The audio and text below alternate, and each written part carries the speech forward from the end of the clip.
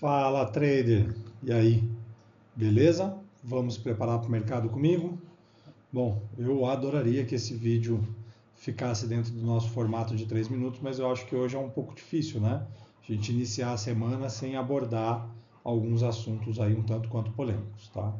Toda a parte de tarifação com relação ao governo americano sobre os produtos brasileiros está no radar, tá? Como você pode ver aqui no Infomoney, é o que mais se fala com relação à família Bolsonaro, retaliações e N medidas.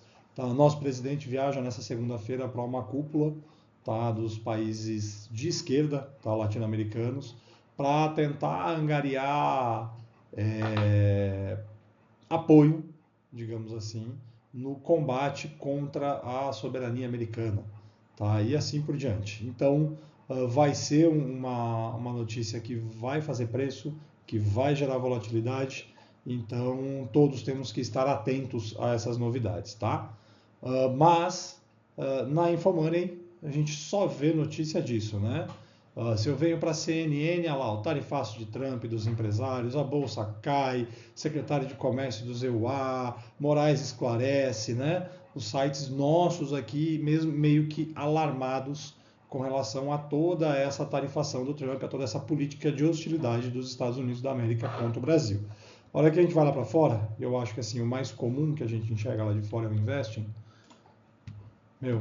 Ninguém tá nem aí pro Brasil, tá? Nas mais lidas, a gente tem aqui uma sinalização de calendário econômico, guerra comercial, fiscal no Brasil, balanços, as mais recentes. A gente nem sequer tem nada falando do Brasil aqui, ó, SpaceX, Prévia, Wall Street, as mais lidas foi o que eu falei, tem aquela lá, as últimas notícias também não. O que significa isso? A gente não vai conseguir, nosso presidente infelizmente não vai conseguir apoio em lugar nenhum do mundo, tá? Até porque somos de certa forma irrelevantes. O nosso mercado, o nosso comércio, as nossas exportações, principalmente do nosso agro, elas são talvez as maiores aí entre os emergentes. Mas a grande verdade é que nós não temos força para fazer nenhum tipo de afronta, tá? Nós não somos uma China, a gente não tem a força consumidora da China para fazer algum tipo de força contra o mercado americano. Nós não somos uma União Europeia, tá, para ter um volume de consumo que faça força. Hoje a balança comercial entre Brasil e Estados Unidos é deficitária para o Brasil. Hoje nós importamos dos Estados Unidos mais do que exportamos, tá? Os Estados Unidos é o nosso segundo maior cliente, é o segundo maior consumidor dos produtos brasileiros, mas nós ainda importamos muito deles. Tá? Então, o que acontece? A tarifação do Trump ela é em cima do que nós exportamos, não em cima do que nós compramos deles. Tá? Então, a gente tem que entender muito bem esse jogo, que quem perde, se por um acaso o nosso governo decidir por retaliar, por fazer a reciprocidade das medidas, quem você acha que vai perder mais? Os Estados Unidos, porque não vão poder comprar o nosso café, tá? Ou 33% do mercado de carne deles vem das carnes exportadas pelo Brasil. Você acha que vai ser pior para ele remanejar esses 33% ou para nós, que ele é o nosso segundo maior consumidor de carne? Então eu acho que vale a pena, e eu não estou tomando lado político, eu não estou defendendo um lado, pelo contrário. Nós, quem opera mercado futuro, quem vive de bolsa, não tem lado. A gente só tem que estar preparado. É isso, não é? Então agora bora para o gráfico. Bom, eu queria começar um pouquinho diferente hoje, até agradecendo ao irmão Rafa Perretti. Tá, quem não assiste a live da Clear domingo tá perdendo, hein? O cara é monstro, tá? Bom, olhando pelo Ibov aqui, a gente vê o Ibov, na verdade, ele vem há alguns anos, tá, numa região de consolidação. Desde 21, a nossa bolsa não sai desse range, tá? Ele renova topo histórico, mas ele não faz um movimento em que realmente mostre uma força realmente de compra, uma força de crescimento. Toda vez que ele renova o topo histórico, ele volta para testar as bases, ele volta para testar as mínimas, tá? Então, desde 21 que a gente vem, a nossa bolsa, digamos assim, ela não ganha valor, ela basicamente ela oscila, tá? Estávamos aqui, ó, se vocês veem, dá para traçar aqui uma LTA, tá? De 2023 para cá, dá até para traçar uma LTA, mas o que acontece exatamente agora? Bom, nós tivemos aqui um movimento de alta muito considerável, porém, ele consolidou nesse topo acima aqui de maio para frente, tá? E ele testou a região de fundo onde antes vinha sendo respeitada, ele tentou fazer uma correção, tentou fazer um pivô para voltar a testar a máxima, mas falhou. E ele não falhou simplesmente, ele foi literalmente derrotado, tá? Então isso mostra que existem grandes chances da nossa bolsa vir testar os preços mais baixos, tá?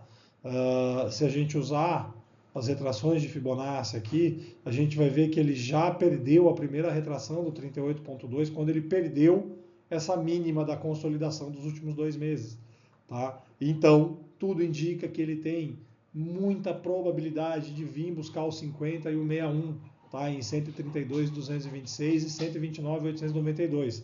São os outros 2 pontos de observação do nosso IBOV, tá? E toda essa movimentação, não adianta, o nosso mini índice é o espelho do IBOV, né? Então toda essa movimentação, ela também aparece aqui no nosso mini índice, tá?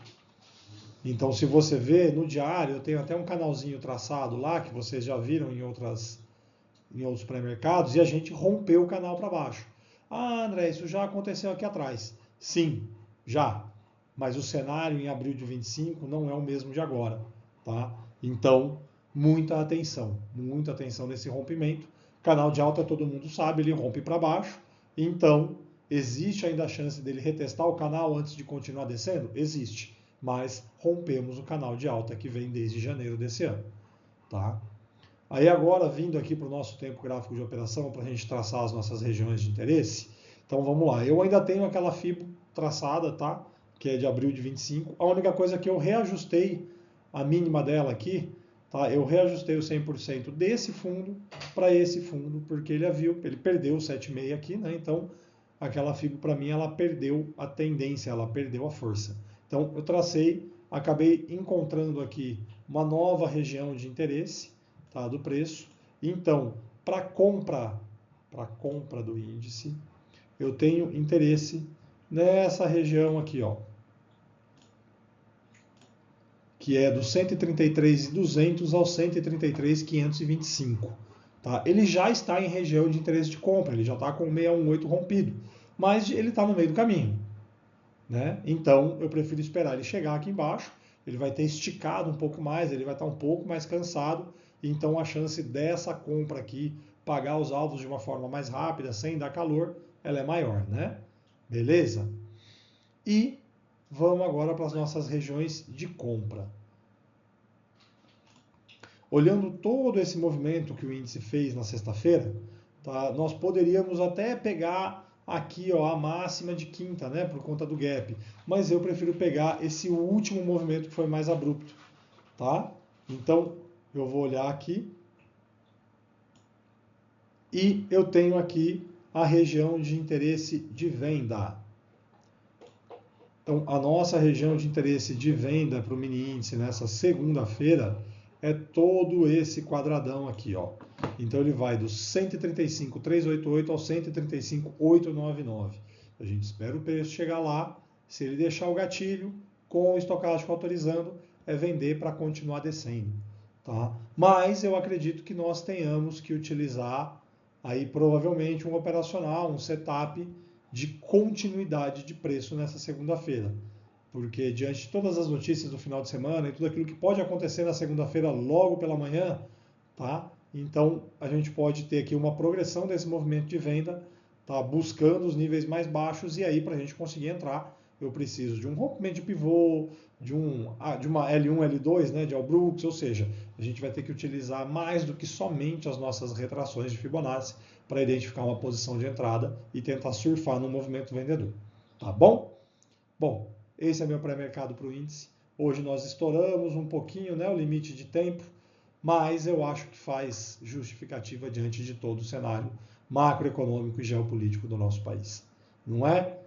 Então, bons trades para você, boas negociações, siga seu gerenciamento de risco, tenha foco e objetividade. Valeu!